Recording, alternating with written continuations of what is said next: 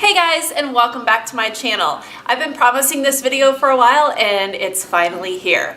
In the month of May and half of June, I went through this book called Quiet Times for Busy Women by Ashrita Chuchu. And I did not know how to pronounce her name until yesterday or the day before when I actually heard someone on Christian radio say her name. And I was really glad because I did not know how to pronounce that. But I got to hear Ashrita speak at the homeschool conference back in April. And I remember when I went into her session, I believe the title of the session was Quiet Times for Busy Women. And Ashrita's session was exactly what I needed when I needed it. Her session was 8 o'clock in the morning on, I believe, the second or third day of the convention. And I was tired. I had a raging headache that I was trying to medicate with coffee at the time, and I just really needed this. And she guided us through some ways to take some time every single day to spend with Jesus, to kind of get your mind where it needs to be in order to get through your day with your kids. And one thing, actually, after I finished her session, by the way, my headache was almost gone, as was my coffee. And I felt so refreshed and so much better. And I thought, I need to buy this girl's book. And like I said, this is called Quiet Times for Busy, or Quiet Time for Busy Women.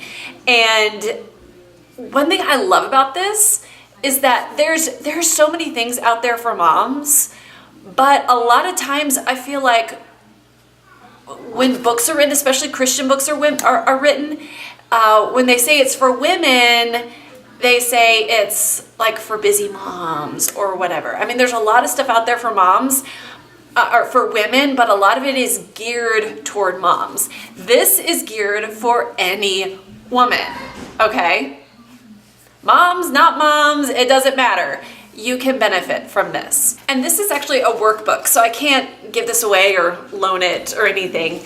But this helps you get in the Word every single day with some very specific prompts. There's a little bit of reading of scripture and then just unpacking it a little bit at a time. And I could sit and probably talk about every single day in this, but let me just wrap it up quickly.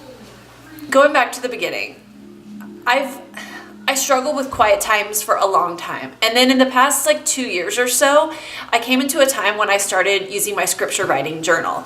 And that is the first time in probably my whole life that I've stuck with a quiet time for this many years. And not just reading something, but actually writing about it, writing it down, writing about it. But it kind of started feeling routine, which is one reason why I went toward this. So this would maybe get me a little bit deeper, just kind of freshen things up.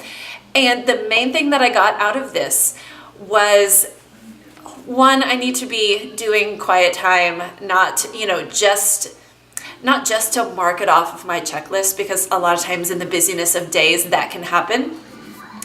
But it's that God actually wants to draw close to me, which sometimes I think, why in the world would he want to spend time with me? There's a bazillion things going on in this world that are important. Why would he want to spend time with me?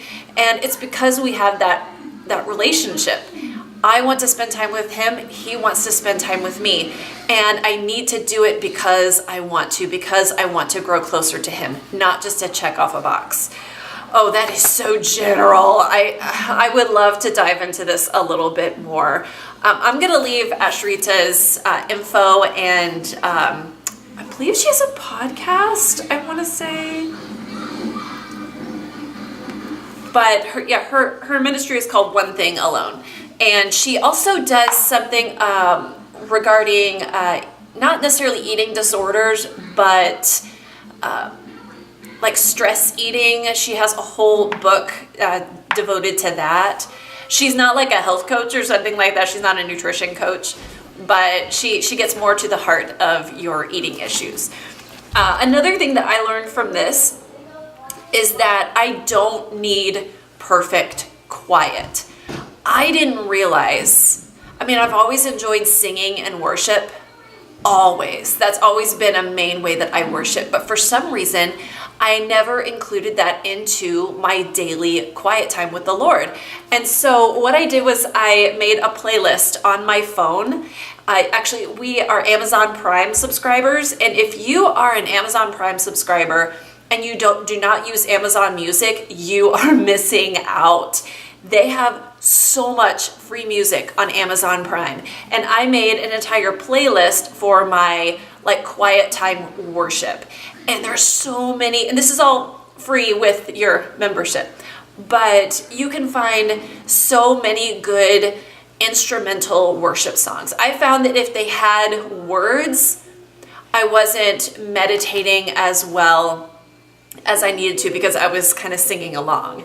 I found if it was instrumental, it helped me out a lot I mean, in a way I was singing those words, but just the instruments, the piano, the harp, the guitar, those three especially, really helped me to meditate and focus on what I'm trying to soak in from the Word. And some of it kind of reminded me of being in Hobby Lobby because they play Christian music that's instrumental. You know what I mean?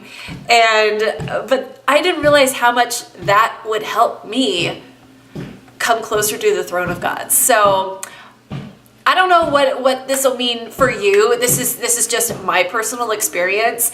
But if you feel like you're maybe stuck in a rut with your quiet time or your devotional time, this is a 6-week thing that worked really, really well for me. It took maybe no more than 10 to 15 minutes a day, which is totally reasonable. If you're trying to get closer to the Lord, 10 to 15 minutes, you can do it. No matter who you are, no matter what stage of life you're in, 10 to 15 minutes, you can do it. So I will leave everything listed below in case you want to check it out. But I hope you enjoyed this video today. If you did, please be sure to give me a thumbs up and of course subscribe. And if you are in a current devotional that you are loving, leave it down in the comments below.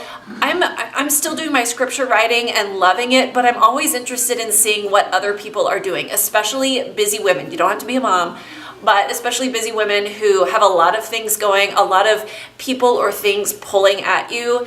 Let me know what works for you. I hope you're having a wonderful day, and I'll see you next time. Bye.